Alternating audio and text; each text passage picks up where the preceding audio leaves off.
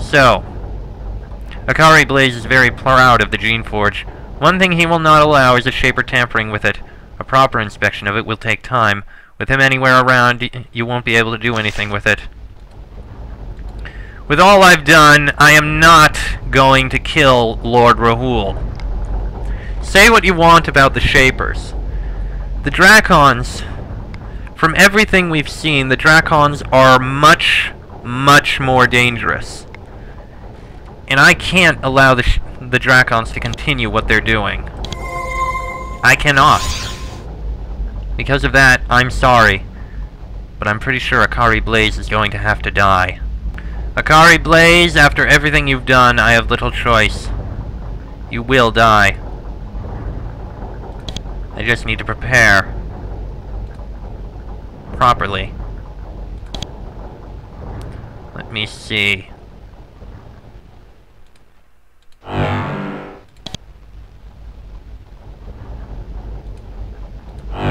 There, I will give these to each of my creations. Also, I will cast that, and that, and that. And now, I attack Akari Blaze. He will get no proper assistance from his things.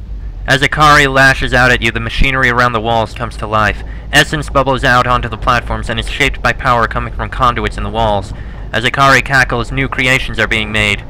But not all of them are working properly. A creation slithers out of one of them, but it does not seem to notice you. It looks at Akari, hisses and lunges. The Drakon roars in anger. What have you done? I have crossed you. These Drakons will fight with me. They will destroy you.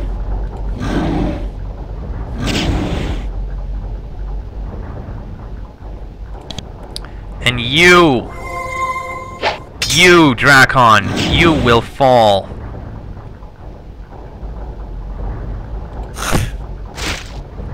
You, Akari Blaze, will die. And we will have a hard fight getting out of here, I can tell you that. Or maybe not. Maybe there's an easier way to get out. No, we'd have to deal with it anyway. Akari Blaze roars again, a hideous, blood-curdling sound. Even your Shaper training does not entirely protect you from the horror that cry inspires. You feel weak. Well, it appears one of my creations has been dazed. But it is not enough. Akari Blaze roars again, a hideous, blood-curdling sound. His skin begins to glow. He seems to be consuming himself, devouring his life force to feed the magic he is throwing at you. Static fills the air. Waves of energy begin to fly out. Oh boy. Oh Jesus!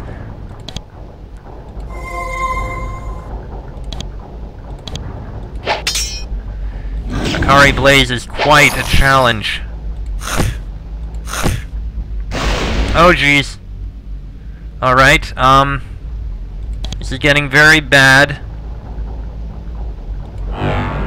Shielding spores. Restoration potion, and,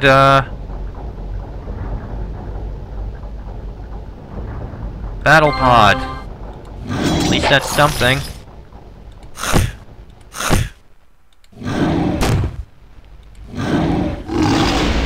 Ah, the speed wore off. Alright then. More speed spores. Haha! Akari Blaze will fall. He can't stop us.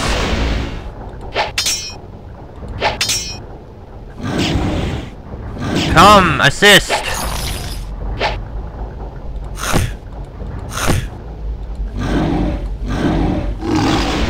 Ha! He turned on a different target. Excellent. He is almost dead. Akari roars one final time, a hideous gurgling howl. As spit and blood spray from his mouth, he curses you and the Shapers. He flails around his laboratory, smashing machinery. And then at last his mighty strength is no longer adequate to hold him upright. He collapses to the ground. With a final motion, he reaches for the Geneforge, trying to touch it with his claw, to draw some energy from his great work. You kick his hand away. He looks up at you one more time. He whispers, "Shaper, please." And then he dies. You look at the Geneforge, still there, still as horrifying and noxious as ever. Before you can leave, something must be done with it. And we shall do something with it. At last you are able to inspect the Geneforge. When you get close, you see that there are steps in the side going down into the muck. At least Drakons were meant to descend them, immersing themselves in the noxious muck. There are also some controls on the side of the pool. Some seem to affect heat, others the speed of the swirling motions, and one lever, a sensible safety precaution, seems to be attached to a drain pipe. We shall drain it. No being should have the power of the Geneforge and what it has done to those around. After all the battles, all the danger, after your journey across all of these islands, the end is sort of anticlimactic. You pull the safety lever, all the goo drains out. To be sure, you pick up a hammer and smash the Geneforge and the machinery that feeds and powers it. With this simple act, the rogues and rebels have been completely defeated. Their plan to create devastatingly powerful creations has failed. The Shapers are triumphant. Your work on the Ashen Isles has been completed. It's time to find someone to report your triumph to. And we need to get out of here. Now, we fight our way out. This is going to be hard, but we will do what we can. Oh, what happened to those? Fine. Use another armor potion on myself just to make sure I am alive.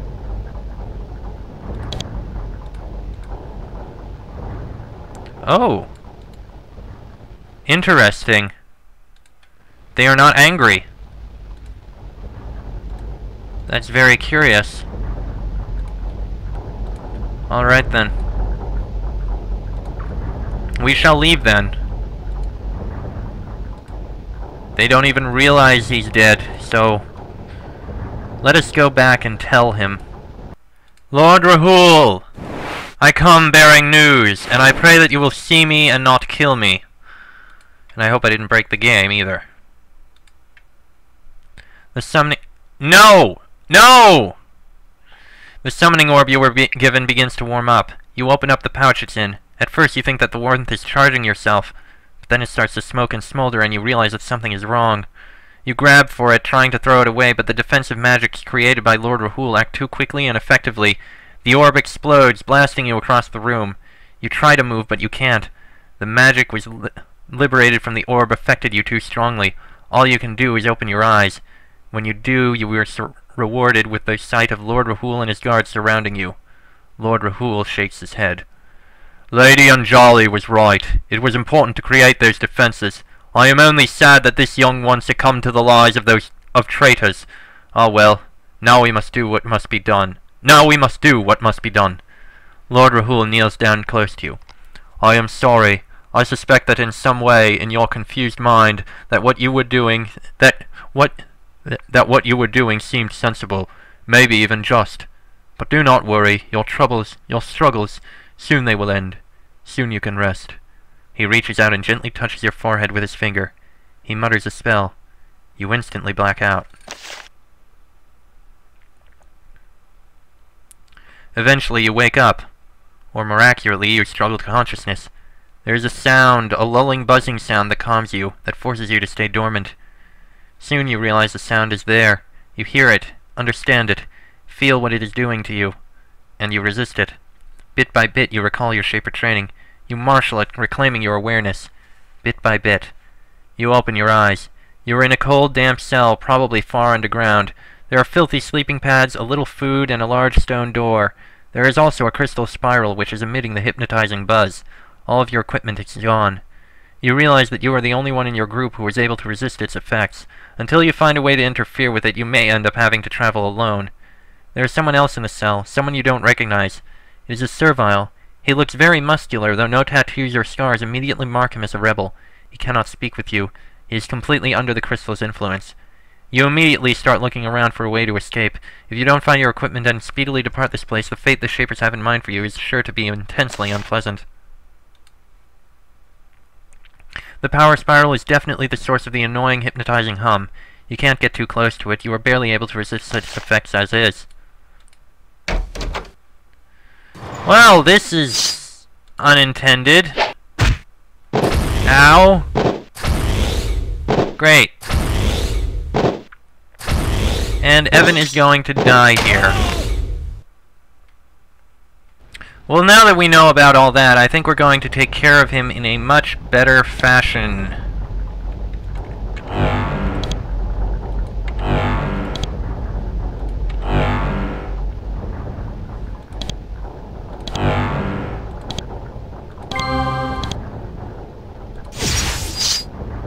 Specifically, like this.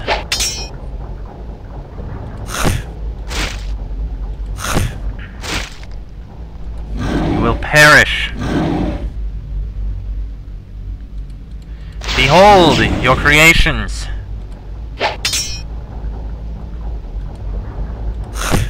They come against... They target you now.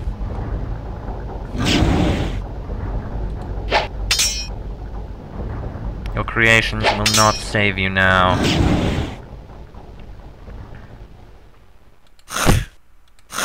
Wouldn't it be nice if we got the assistance of all three of them, though?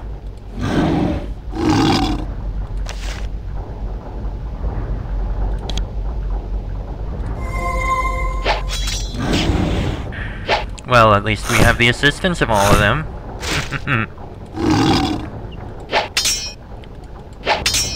Well, one of mine is stunned, but that's fine. There's not much I can do about that. Ah! So that... There. That should help.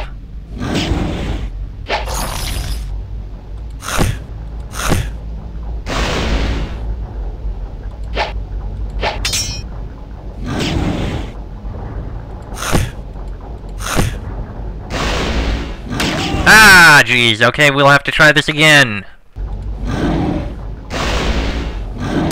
So close! He had 5 hit points left. So close. Oh, come on! Ah. Almost. There we go! He's finally dead again. He didn't drop anything. Fine. Now, let's finish this off. Pull the drain lever. Good. Now let's get out of here and go tell him. Without accidentally trying to kill him. Lord Rahul, now that we don't have something that is going to instantly try to kill you, we come bearing news. Please do not kill us. And... we can't even tell him. God damn it. So!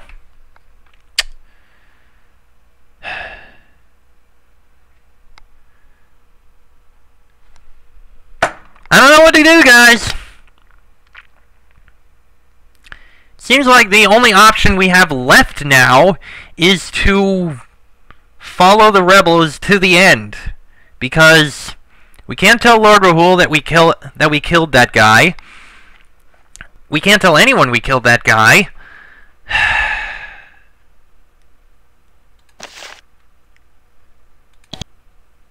Actually, unless... Okay, let me try this. What should I do now? We know three... Okay, I can get through thanks to this bug, in a way. We know 3 things. The rebels are creating something called the Geneforge. They see it as the key to their hopes. It is on the Isle of Spears. I think the answer is obvious, don't you? You must go there. Go to the Isle of Spears, find the Geneforge, or what they hope to make into this Geneforge, and destroy it. Of course, on the way, kill all the rogues you can. That will save us much trouble later. Although I am starting to grow used to disappointment, I suspect that this battle, as difficult as it is, will be the final one. I will prepare what forces I can to go there, but if a small, organized force can destroy it first, so much the better. You will be my agent. With one direct blow, I hope to avoid squandering an army assaulting that miserable rock. Go and take the hopes of the Shapers with you. Well, I found the Geneforge and destroyed it. Lord Rahul grins. Well done. This is it then. Our islands are purged. As you snuck ahead and struck your key blow, my forces have travelled behind, slaying rogues wherever they were found. Soon the Ashen Isles will be free of infection. You have done well, better than any of us could have expected. We gave the most difficult missions to you, and you completed them without complaint. You have every reason to be proud of your hard work. There is only one job left for you, a final mission at once the easiest and the most difficult. Tell me when you are prepared. What is my final mission? You must return to Terrestria. You must find what shape of forces you can, report what has happened to us on the Ashen Isles, and learn what fate the mainland has suffered. We have suffered much and fought hard here, but I fear that it is only the beginning. The first skirmish in a long war. I am aging. Soon I feel I may be allowed to rest. But you are young. You are cursed with a long life in these troubled times. But we are shapers. We have the tasks we are given, and we complete them. It is our power, our burden, and our responsibility. Leave our fort to the west and go to the docks. A ship has only just arrived with dire news from the mainland. Soon it will return. Go there, tell our tale, and learn what is happening to the rest of our people. I and all the loyal people of the Ashen Isles thank you and wish you good fortune. Ah, crap, they're gonna try and kill me. Okay, we gotta run. Run! Okay, we need to get out of here ASAP.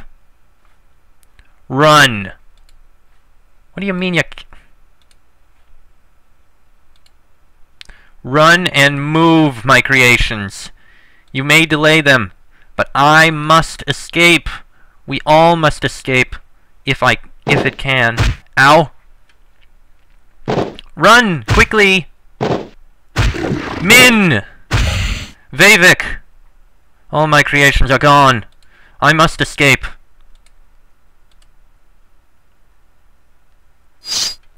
Oh great, they're after me too. Great. Well, great. Ow. Please hurry. This is not going the way it should be!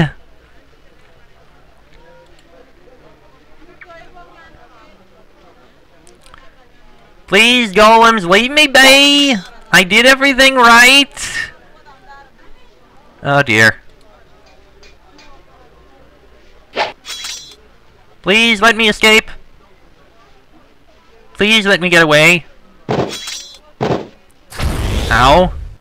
Okay, I can still get out. Set in the west gate, I believe. Ah crap, they're after me too. I know there's a boat up here! Where? Is that it? That has to be it.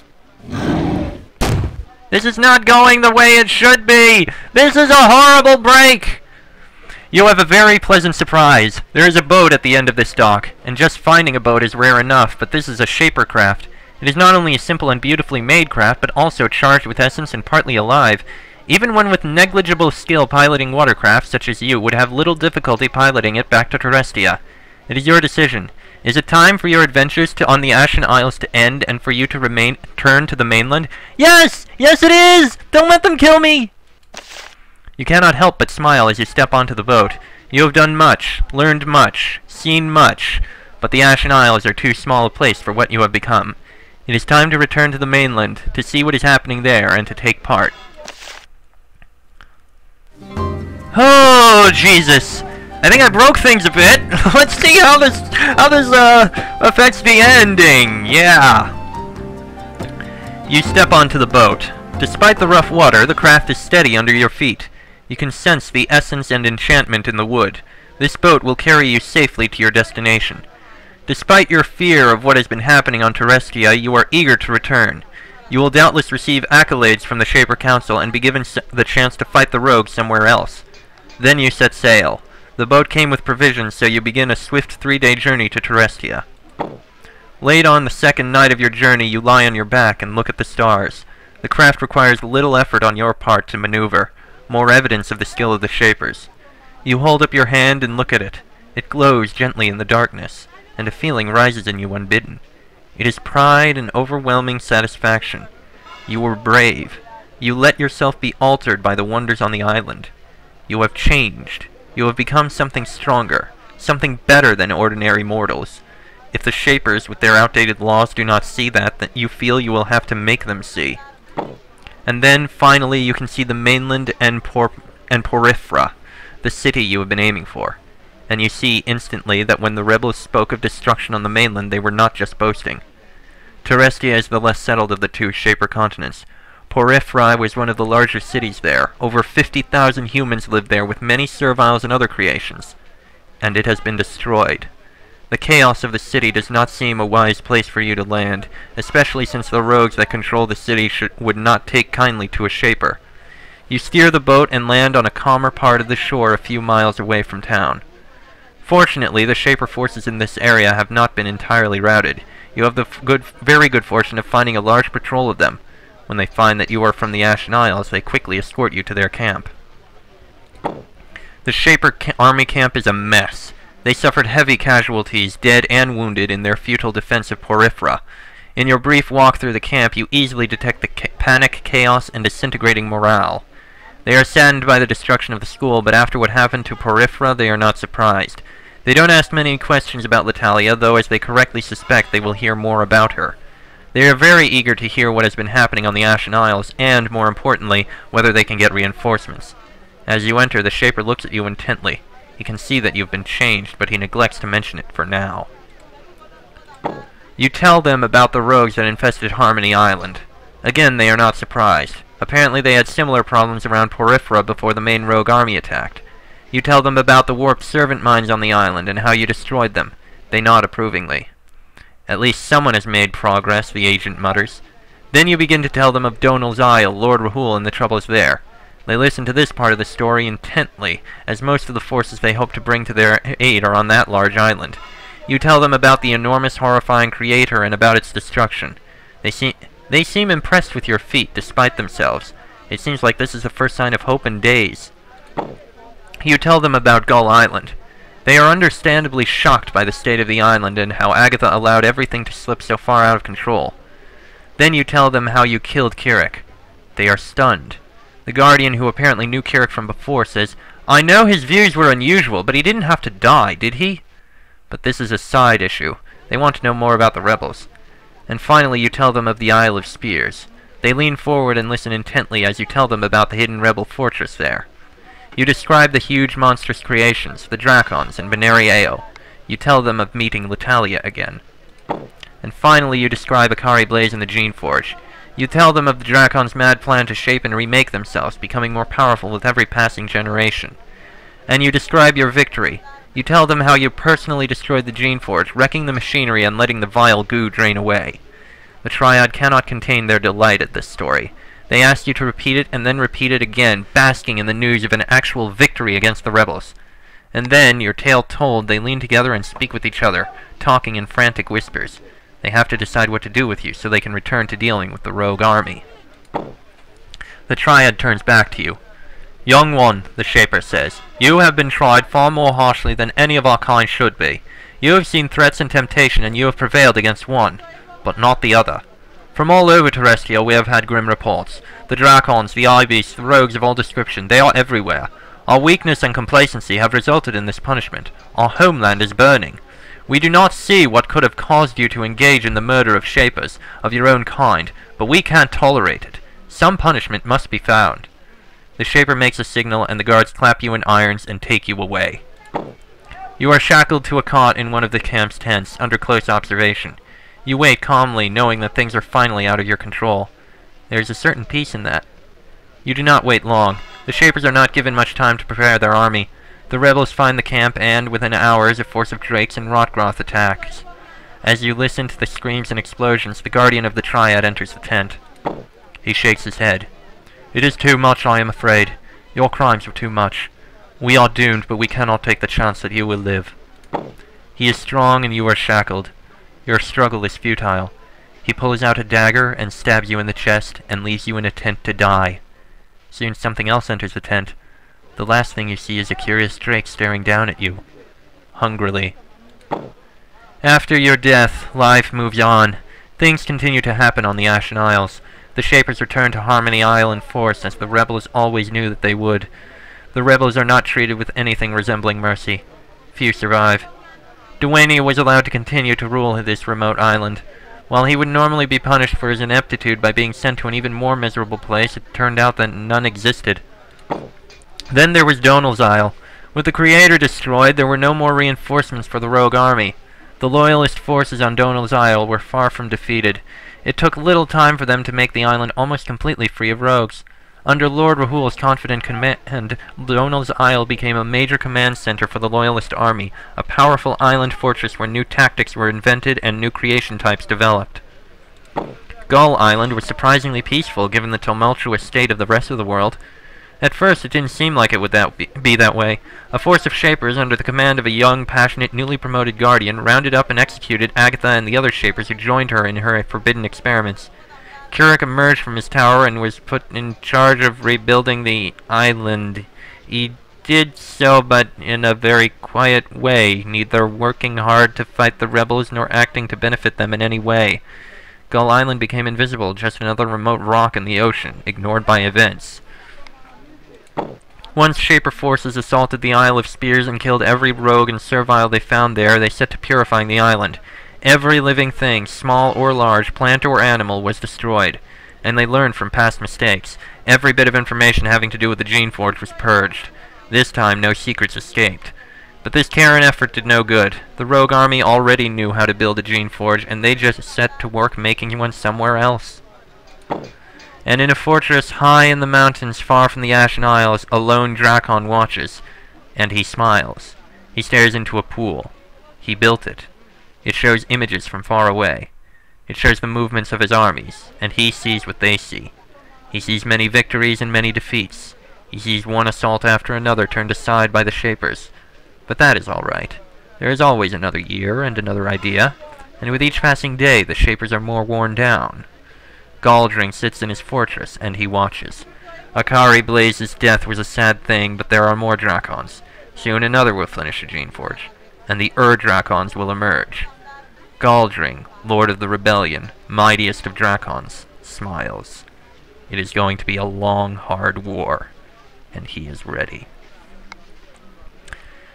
Well, despite the way I planned things to go, it seems I kind of broke the game a tiny little bit there.